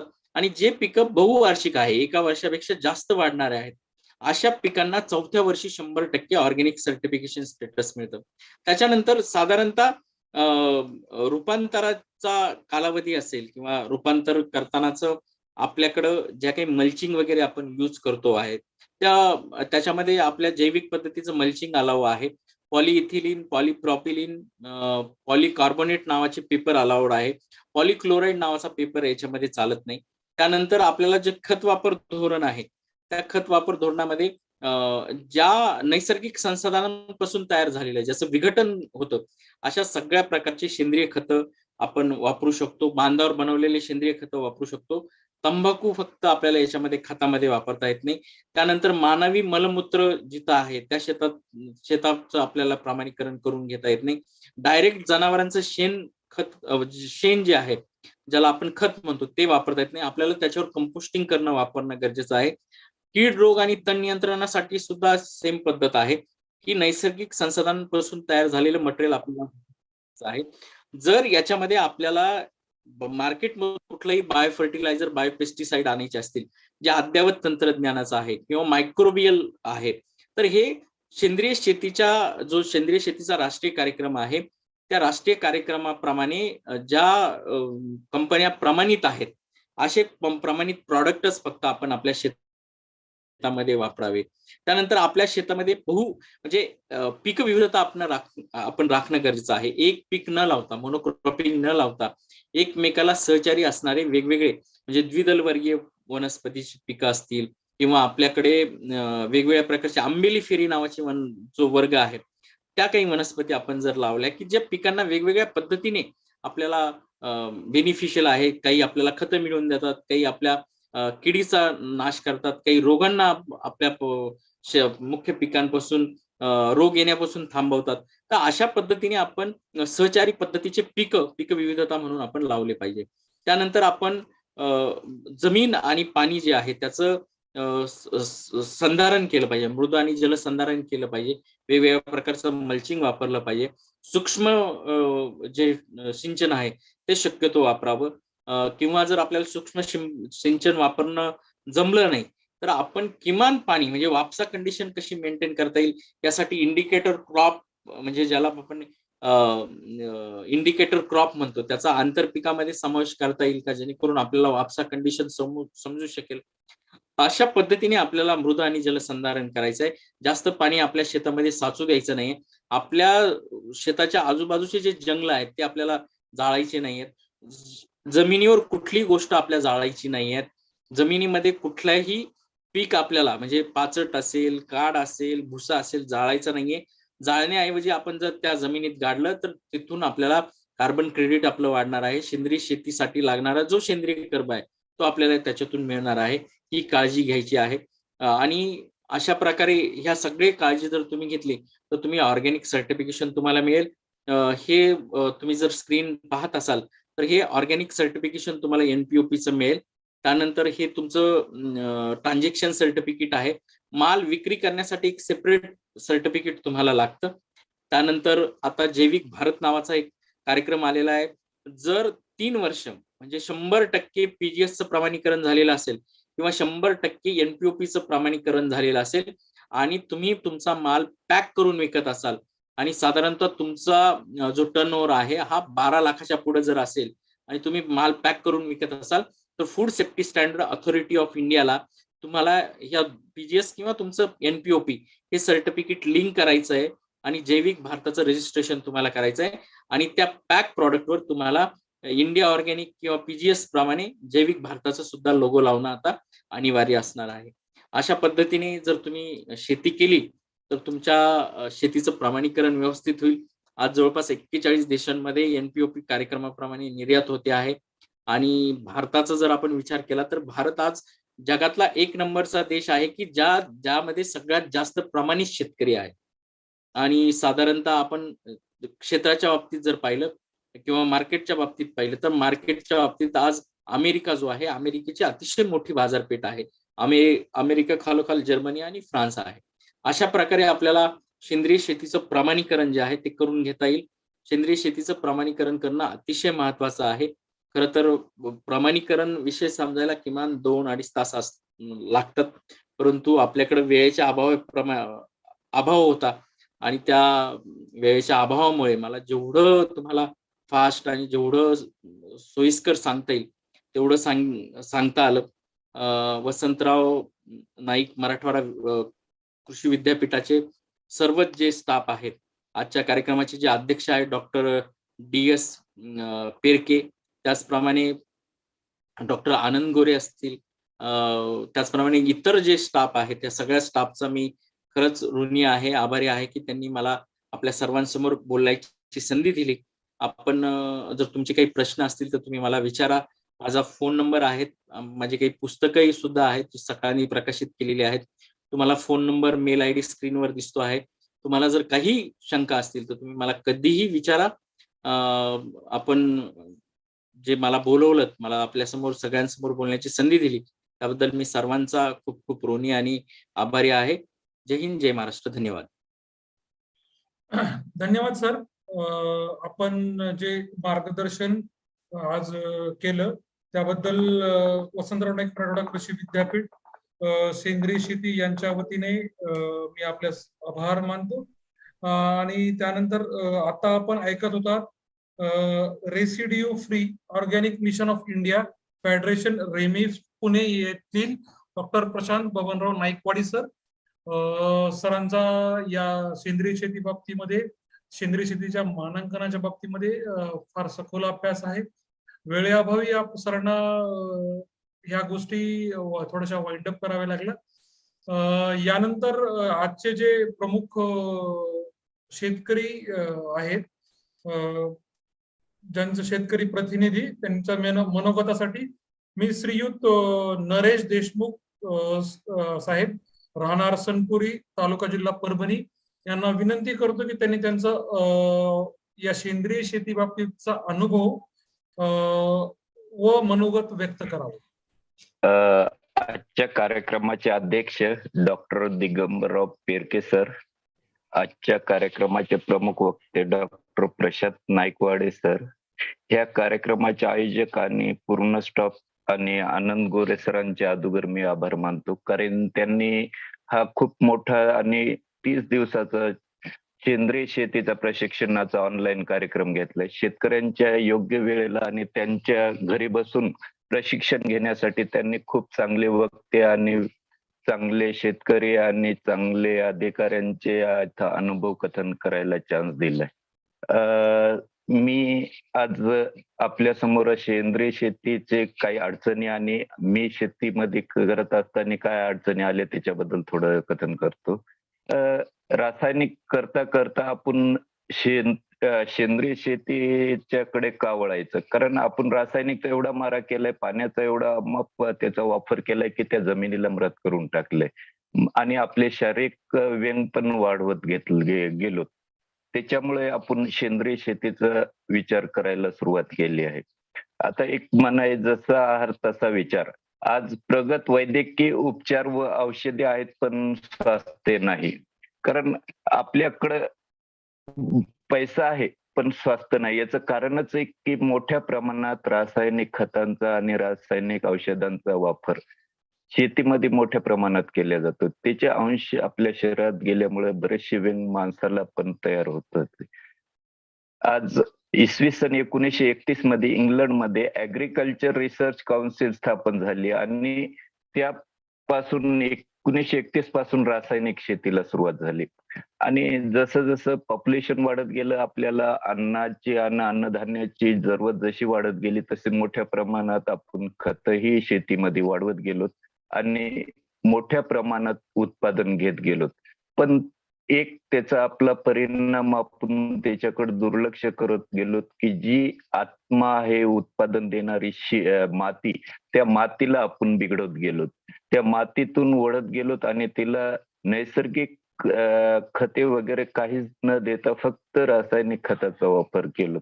त्याच्यातून असं एक काळ असा आला की रासायनिक खत देऊन पण शेती पिके नासही झाली. मग त्यामुळे काय झालं की 1990 मध्ये पहिली सेंद्रिय शेतीचा प्रयोग सुरू झाला आणि सेंद्रिय शेतीला सुरुवात झाली. पण सेंद्रिय शेती का करायची? कारण याच्यामध्ये आपल्याला आपण बघतो की रासायनिक आपल्याला बरेचसे संकटाला सामना करणं लागू लागला. त्याच्यामध्ये अनिश्चित पाऊस, अनिश्चित नेहमीच येणारा दुष्काळ, त्याच्यामध्ये गारपीट आणि महत्वाचं ग्लोबल वॉर्मिंग, ह्या घटकांमुळे शेती ही रासायनिक ही परवडण्याची झाली. त्याचे कारण खूप आहेत. एका संस्थेच्या अभ्यासानुसार शेतकरी वर्षातून मार्केटमध्ये खरेदी करायलाच आता 40 ते 42 वेळ जातोय.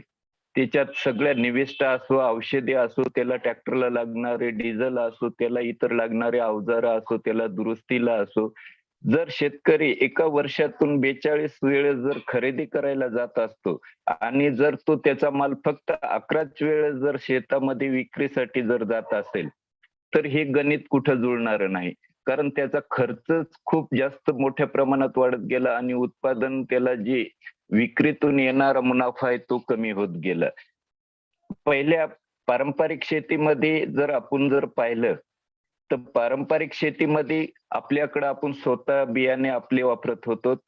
आपल्याकडं स्वतः निविष्ठा घरीच्याच वापरत होतो, कारण त्यावेळेस जनावरं भरपूर होते. शेण गायचं वापरत होतो आणि आपल्या गावातच 12 बलुतेदार असल्यामुळे आपल्याला कुठल्या अवजाराचे याचे दुरुस्तीला यायला कुठे शहरात वगैरे जाण्याचं काम पडत नव्हतं. त्याच्यामुळे शेतीवरला खर्च नगण्य होता. त्यामुळं त्यावेळेसची शेती कर्जमुक्त होती आणि रासायनिक जर एखाद्या वेळेस दुष्काळ पडला किंवा अतिवृष्टी झाली आणि आपण जर 42 वेळेस जर बाजारातून खरेदी करून निविष्ठा आणल्या आणि ते पिकलंच नाही, तर आपण शेतकरी कर्जबाजारी व्हायला सुरुवात झाली. त्याच्यामुळे आपण सेंद्रिय शेतीकडे वळत गेलो. आता सेंद्रिय शेती करायची कशी? सेंद्रिय शेती करायची सुरुवात आपण अगोदर आपल्याकडे असणाऱ्या गायी, जनावर, बैलाचं जे शेण आहे ते डायरेक्ट न वापरता त्याच्यावर अगोदर आपण जीवाणू कल्चरची प्रक्रिया करूनच आपण त्या शेतामध्ये वापरायचंय. शेण व गोमूत्रापासून वेगवेगळ्या निविष्ठा तयार करायच्या. सर्व निविष्ठा आपण जमिनीमधून बी, स्लरीमधून बी द्यायच्या आणि आपण फवारणीला पण त्या शेणमूत्राच्या किंवा दशपर्णी अर्क आहे, त्याच्यामध्ये याच्यामध्ये अजून इतर काही जे शेतकऱ्यांनी तयार केलेले आहेत, अग्निअस्त्र आहे, यांचा फवारणीसाठी वापर करायचा. सर्व प्रकारचे देशमुख साहेब, हा सर, सेंद्रिय शेतीच्या प्रमाणीकरणाबाबतीत काही आपला अनुभव असेल तर खूप आहे. हो सर, प्रमाणीकरण बद्दल सांगतो, हे थोडक्यात सांगायला. सेंद्रिय शेतीमध्ये सर्व प्रकारच्या कास्ट पदार्थापासून जमिनीतील ह्युमस अगोदर आपण वाढवायचा, जसे की आच्छादन, कंपोस्ट खत, गांडूळ खत, याच्यापासून अगोदर जमिनीला आपण सुधारायचं आणि त्याच्या जमिनीमधलं ह्युमस वाढवायचं. जमिनीत खते द्यायचे ते जमिनीला पिकलं नाही. पुन्हा आतापर्यंत रासायनिक खते हे पिकाला देत गेलो, फवारणीमधून पिकाला फवारत गेलो. पण सेंद्रिय शेतीमध्ये आपल्याला जमीन सुधारून जमिनीला पोषक करायचे. ज्या मातीमध्ये चालणाऱ्या सर्व जीवाणूत्क्रांतीच्या उलाढालीमुळे माती सजीव घटक म्हणून गणल्या जाते, त्या मातीमध्ये चांगल्या प्रकारे आपण उत्पादन घेऊ शकतो. प्रतिकार क्षमता जर आपल्या पिकाला जर आणायची असेल तर आपली जमीन सुपीक करणं खूप जरुरी आहे. जमीन जर सुपीक असेल तरच आपलं पीक निरोगी राहील. त्याच्यामुळे आपल्याला जास्तीत जास्त सेंद्रिय शेतीमध्ये जमीन सुपीक करण्याला जास्त भर देणं लागेल. त्याच्यामध्ये महत्वाचं पेरणी करताना बीज प्रक्रिया आली, जीवाणू खताची वापर आला, सेंद्रिय खताचा वापर आला, त्याच्यामध्ये मिश्र पीक आले. मिश्र पिकामध्ये सहजीवन पिकं पण आपल्याला वापरणं खूप जरुरी आहे. जसे की आपण कोथिंबिरीचा कीटक जास्त प्रमाणात येऊत म्हणून नेहमीच कुठल्याही पिकामध्ये कोथिंबिरीचा वापर करायचा, ज्वारीचा वापर करायचा, गव्हामध्ये हरभरा आणि कोथिंबिरीचा वापर करायचा. किडींच्या संरक्षणासाठी वेगवेगळे कल्चर, गोक्रपा, अमृत, दशपर्णी अर्क आणि अग्निअस्त्राचा वापर करायचा.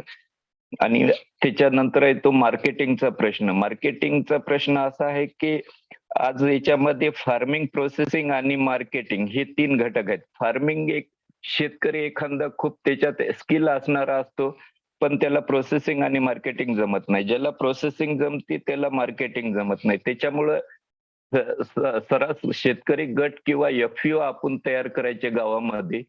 त्याच्यात आपण त्याच्यामध्ये तज्ञ असणारे प्रोसेसिंग मध्ये, मार्केटिंग मध्ये आणि फार्मिंग मध्ये सगळ्यांनी मिळून आपण सेंद्रिय शेतीचं प्रमाणीकरण करायचंय आणि त्याच्यात ब्रँडिंग आणि प्रोसेसिंग आणि मार्केटिंगचं सर्वांनी मिळून काम करायचं, तरच आपण सेंद्रिय शेतीमध्ये सक्सेस राहू. एक शेतकरी हे तिन्ही प्रोसेस करू शकत नाही, कारण त्या शेतकऱ्याला शेती करायची, प्रोसेसिंग करायचे आणि मार्केटिंग करायचे. एकाच वेळेस एक शेतकरी तिन्ही पण करू शकत नाही, कारण त्याला जर मार्केटिंगसाठी बाहेर गावाला जायचं असेल तर शेतामध्ये प्रॉब्लेम येते. त्याच्यामुळे आता गट शेती आणि ग्रुपमध्ये आणि FPO करूनच आपल्याला सेंद्रिय शेतीमध्ये मार्केटिंग सोपी जाईल.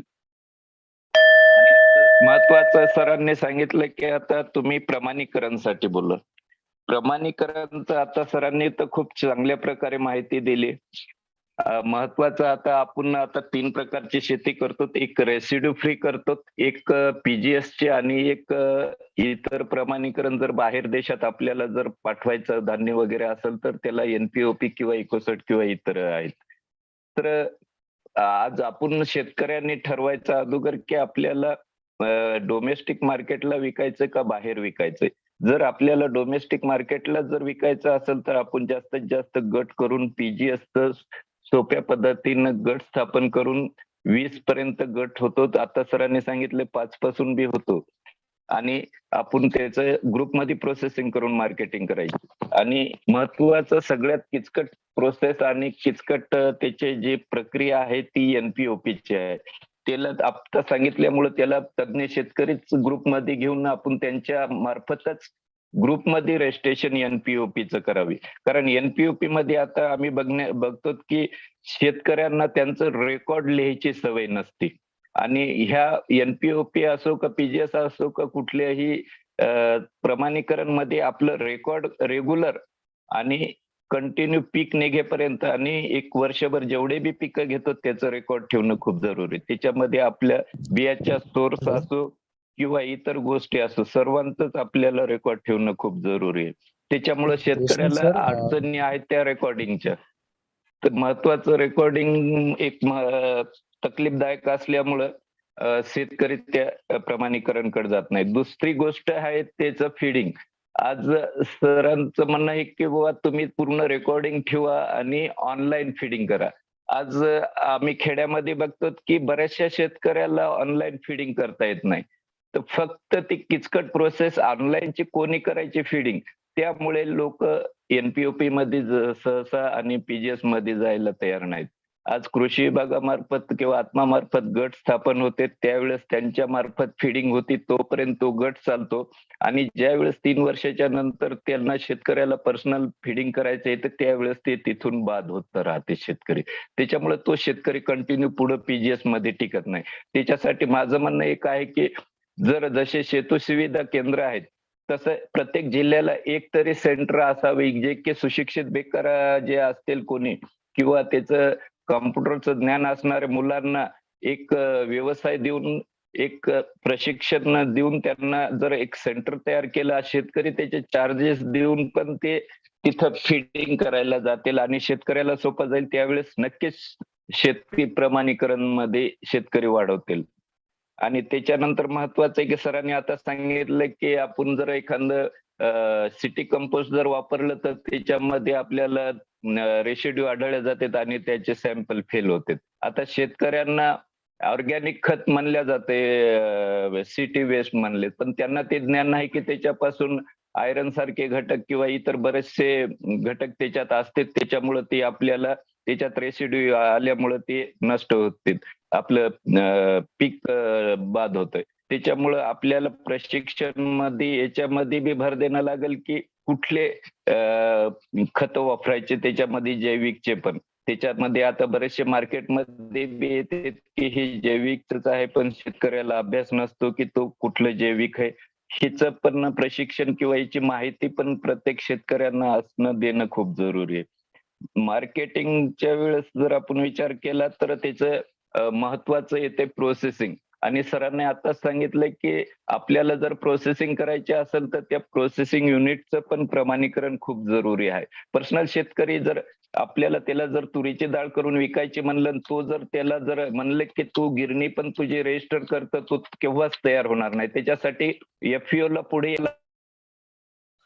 देशमुख सर, धन्यवाद आपण दिलेल्या या माहितीबद्दल. आम्ही तुम्हाला इथे थांबवण्यासाठी विनंती करतो आणि आपल्या इथे थांबवतो मनोगत. यानंतर मी शेतकऱ्यांचे प्रश्नासाठी मी सर्वप्रथम शुभम एडीएम लातूर यांना विनंती करतो आपला प्रश्न विचारावा. नाईकवाडी सरांना विनंती करतो की सर यांचा प्रश्नाचा. Hello sir. बोला बोला शुभम बोला. हा, प्रथम तर सर सर्व वसंतराव निंबाळकर कृषी विद्यापीठाचं हार्दिक अभिनंदन सर, कारण तुम्ही खूप चांगला प्रोग्राम राबविला आहे 30 दिवसाचा.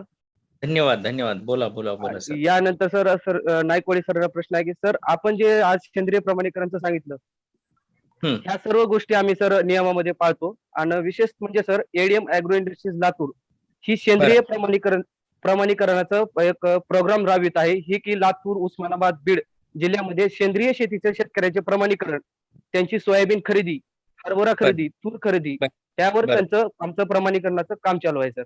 बरं बरं बरं बरं. हा सर, एवढंच बोलायचं होतं. आज खूप चांगली माहिती मिळाली सर आपल्याबद्दल. अडचण असेल तुमचे एक प्रतिनिधी माझे तमिळनाडूला एक कार्यक्रम होता वेल्लोर इन्स्टिट्यूट मध्ये ऑनलाईन, त्यावेळेसही तुमचे एक प्रतिनिधी होते. तुम्हाला काही अडचण असेल तर मला तुम्ही पर्सनली कधी फोन करा. बोला शेट्टे साहेब बोला. हा, नमस्कार सर. मला विचारायचं होतं की NPOP सर्टिफिकेशन साठी आता जे काही चालू वर्षी काही चेंजेस झाले त्याबद्दल काही ठळक चेंजेस सांगू शकाल का?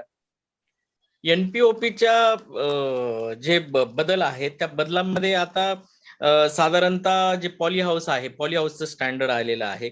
बाकी ऑर्गनाइज ग्रोअर ग्रुपचे स्टँडर्ड असतील किंवा प्रोसेसिंगचे स्टँडर्ड असतील किंवा तुमचे क्रॉप प्रोडक्शनचे स्टँडर्ड असतील, ते सेमच आहे. त्याच्यामध्ये असे फार काही चेंजेस नाहीये. डॉक्युमेंटेशन सुद्धा बऱ्यापैकी तेच आहे. थोडेफार त्याच्यामध्ये बदल आहेत, पण असं ठळक असे काही फार मोठे बदल याच्यामध्ये झालेले नाहीयेत. तुम्हाला जर काही अडचण असेल तर विचारा त्या संदर्भात. धन्यवाद शेट्टी साहेब. यानंतर पांडुरंग निवृत्तीराव डोंगरे. मला माझा नाईकवाडी साहेबांना प्रश्न होता. बोला. येतोय माझा आवाज?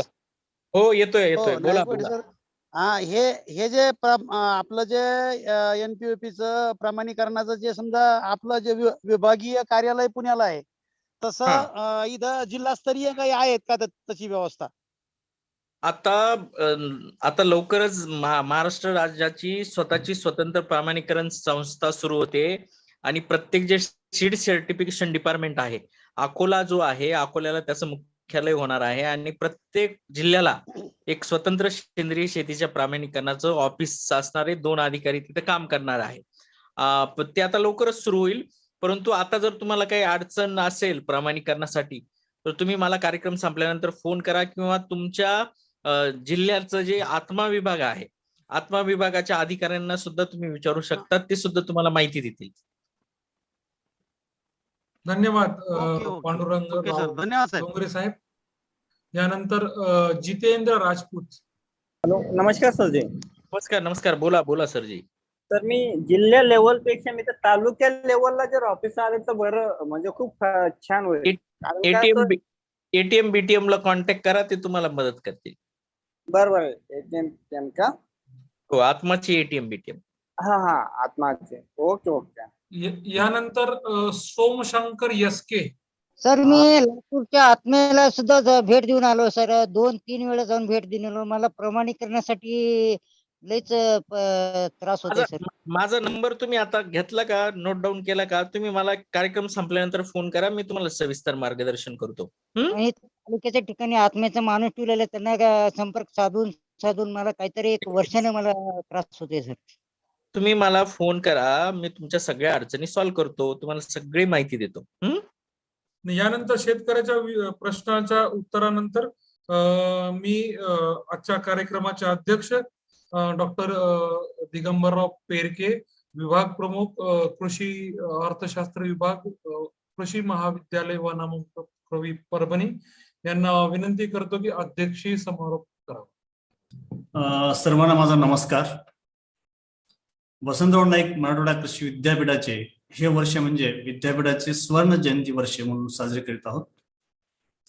या स्वर्ण जयंती वर्षाच्या निमित्ताने सेंद्रिय शेती संशोधन व प्रशिक्षण केंद्र यांच्या वतीने आयोजित राज्यस्तरीय सेंद्रिय शेती प्रशिक्षण कार्यक्रमाचे आयोजन 1 महिन्यासाठी करण्यात आलेले. या कार्यक्रमाची प्रेरणास्थान आणि या विद्यापीठाचे सन्माननीय कुलगुरू आदरणीय डॉक्टर अशोक धवन सर, तसेच या कार्यक्रमाचे मुख्य मार्गदर्शक व या विद्यापीठाचे संचालक संशोधन डॉक्टर दत्तप्रसाद वास्कर सर. आजच्या या प्रशिक्षण कार्यक्रमात ज्यांनी आताच आपणास सेंद्रिय शेतीमध्ये प्रमाणीकरण व त्यांचे प्रकार याविषयी सविस्तर असे मार्गदर्शन केलेले डॉक्टर प्रशांत नाईकवाडी साहेब, जे की आंतरराष्ट्रीय सेंद्रिय शेती प्रमाणीकरण अधिकारी व अध्यक्ष residue free and organic mission India federation Pune हे आहेत. तसेच शेतकरी बंधू श्री नरेश देशमुख साहेब यांचे अनुभव ऐकलेत आपण, ते निश्चितच प्रेरणादायी ठरतील. तसेच या योजनेचे प्रमुख डॉक्टर आनंद गोरे व त्यांची टीम, माझे सहकारी डॉक्टर संतोष पुलारी व डॉक्टर प्रवीण कापसे, तसेच या कार्यक्रमाला उपस्थित सर्व शेतकरी आणि विद्यार्थी बंधू भगिनींनो, आज पूर्ण जगामध्ये सगळीकडेच सेंद्रिय शेतीचा प्रभाव पडत चाललेला आहे. सेंद्रिय शेती ही काळाची गरज बनलेली आहे. कशामुळे? आपल्याला माहिती आहे की आधुनिक रासायनिक शेती पद्धतीचे दुष्परिणाम आता सर्व जगाने अनुभवलेले आहेत. त्यामुळे प्रत्येक देश हा सेंद्रिय शेतीच्या पद्धतीकडे सकारात्मक दृष्टीने पाहतोय. कशामुळे? तर विषमुक्त रसायनापासून मानवांचे आरोग्य अबाधित ठेवण्याचा प्रयत्न केला जात आहे.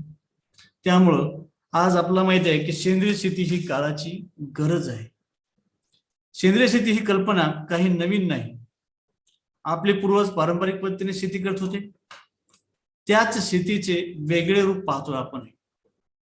मधल्या काळामध्ये आपणास माहिती आहे की अन्नधान्याची खूप टंचाई होती, परंतु मध्येच एक हरित क्रांती झाली.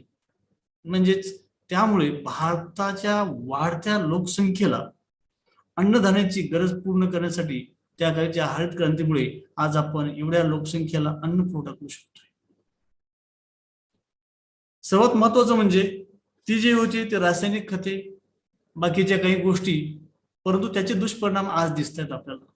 बऱ्याच गोष्टीमुळे म्हणजे ह्या जे काही रासायनिक अन्नद्रव्य वापरून जे फूड्स तयार करतो आपण, त्याच्यामुळे त्याचे जे परिणाम होत आहेत मनुष्यावरती असतील, जनावरांवरती असतील किंवा अजून पर्यावरणावरती असतील. त्यामुळं सेंद्रिय शेती ही सध्या खूप महत्वाची आहे आणि काळाची गरज सुद्धा आहे. आताच डॉक्टर नाईकवाडी साहेब व श्री नरेश देशमुख यांचे मी पहिल्यापासून अभिनंदन करतो. डॉक्टर नाईकवाडी साहेबांनी शेतकऱ्यांना सविस्तर असे सेंद्रिय शेतीमाल प्रमाणीकरण व त्याचे प्रकार याविषयी माहिती दिलेली आहे. जसं की 1972 मध्ये आयफॉर्म त्यांच्या म्हणण्याप्रमाणे जे की इन्स्टिट्यूट आहे हे याचे बेसिक स्टँडर्ड तयार केलेले आहेत आणि या स्टँडर्ड वरती आज आपण आपला माल निर्यात करू शकतो. परंतु त्यामध्ये चेंजेस होत आहेत. त्यांनी सांगितले की 85 देशाचे मानक आहेत. देशनिहाय मानकाबद्दल माहिती सुद्धा साहेबांनी दिलेली आहे. त्या देशाच्या स्टँडर्ड प्रमाणे सर्टिफिकेशन करून घेणे गरजेचे आहे. त्यानंतर एक नॅशनल प्रोग्राम सुरू झाला एप्रिल 2000 मध्ये आणि त्यानंतर जसं की एक्सपोर्टसाठी आपल्याला national programme for organic production हे आपल्याला उपयोगी पडेल. त्यानंतर नाईकवाडी साहेबांनी बऱ्याच गोष्टीवरती प्रकाशाने लक्ष दिलं आणि सांगितलं की कुठल्या पद्धतीने आपण कोणत्या पद्धतीने त्याचं प्रमाणीकरण करू शकतो. जसं की थर्ड पार्टी प्रमाणीकरण आहे किंवा स्वयंशासित प्रमाणीकरण आहे. म्हणजे कोणत्या वस्तूचे प्रमाणीकरण करता येईल हे संपूर्ण माहिती दिली. त्याच्यामध्ये पाळीव प्राणी ते पाण्यातील प्राणी पर्यंत प्रमाणीकरण करता येतं. म्हणजे जे की ह्या सगळ्या गोष्टी सर्वात महत्वाच्या होत्या त्या आपल्याला नाईकवाडी साहेबांनी सांगितलेल्या आहेत. बरं, प्रमाणीकरण का करावे, कशासाठी करावे? आपल्याला माहिती आहे की आपण प्रमाणीकरण करतोय, परंतु कशासाठी, म्हणजे जसं की ग्राहकामध्ये सेंद्रिय उत्पादनाविषयी विश्वासता वाढविण्यासाठी आपल्या शेतीचे प्रमाणीकरण करून घेणे हे अत्यंत आवश्यक आहे. शिवाय या विषारी घटकांचा परिणाम नुसताच आरोग्यावर होत नाही, तर आताच मी म्हणल्याप्रमाणे पर्यावरण आहे, हवा दूषित होणे आहे, पाणी दूषित होत आहे, मातीचं जे की न पिकणारी जमीन बनते, जीवजंतू, झाडे, पशु पक्षी या सर्वच घटकांवर होत असतो. त्यामुळे प्रदूषणाचे प्रमाण वाढलेले आहे. त्यामुळे नैसर्गिक शेती जर केली तर ह्या सर्व काही गोष्टी आपण टाळू शकतो. आपल्याला माहिती आहे की सिक्कीम हे पहिले राज्य आहे जे की सेंद्रिय शेती करणारे राज्य ठरलेले आहे. आणि साहेबांनी आता सांगितल्याप्रमाणे भारतातील इतर राज्यांचा विचार केल्यास महाराष्ट्र हे दुसऱ्या स्टेजवरती आलेलं आहे. आणि सेंद्रिय शेतीमध्ये भारताचा स्थान तर बऱ्यापैकी चांगलं आहे. दुसरी गोष्ट म्हणजे सांगायची म्हणजे सेंद्रिय शेती प्रशिक्षणाच्या माध्यमातून आपणास भरपूर काही गोष्टी या ठिकाणी अनुभवायला मिळत आहेत, ज्या की आज आपण प्रमाणीकरण करतोय, म्हणजे जे की निर्यात करतोय आपण, तर निर्यात करण्यासाठी कुठल्या गोष्टीची आवश्यकता आहे आणि कुठले मानके वापरावेत हे सविस्तर आपल्याला नाईकवाडे साहेबांनी सांगितलेलं आहे. तसेच नरेश देशमुख साहेबांच्याही काही गोष्टी सांगितल्यात. दुसरी गोष्ट म्हणजे सेंद्रिय शेती प्रमाणीकरणाचे किती प्रकार, कोणत्या कोणत्या प्रकाराप्रमाणे आपण हे करू शकतो. बरं, सर्वात महत्वाची गोष्ट म्हणजे आज आपल्याला माहिती आहे की आपल्याला लोकल मार्केट अवेलेबल आहे. लोकल म्हणजे अंतर्गत बाजारपेठ. या बाजारपेठेमध्ये जर आपण आपला प्रोडक्ट विकलात तर आपल्याला खूप काही किंमत मिळते, कारण खूप डिमांड आहे आजच्या काळामध्ये सेंद्रिय शेतीच्या उत्पादनाला. म्हणजे सेंद्रिय मालाचे प्रमाणीकरण केल्यास नोंदणीकृत प्रमाणपत्र उत्पादकास प्राप्त होतं. त्यामुळे सेंद्रिय पिकवलेल्या मालास ग्राहकाची पसंती वाढेल. जास्तीत जास्त शेतकऱ्यांनी सेंद्रिय शेती मार्ग अवलंबावा व मानवांचे आरोग्य विषमुक्त करावे हीच अपेक्षा करतो. सर्वात महत्वाचं म्हणजे मला एक संदेश द्यायचा होता सेंद्रिय शेती प्रशिक्षणाच्या माध्यमातून, की सेंद्रिय शेती ही सक्सेस करायची असेल तर सेंद्रिय शेतीमध्ये प्रमाणीकरण करणे गरजेचे आहे.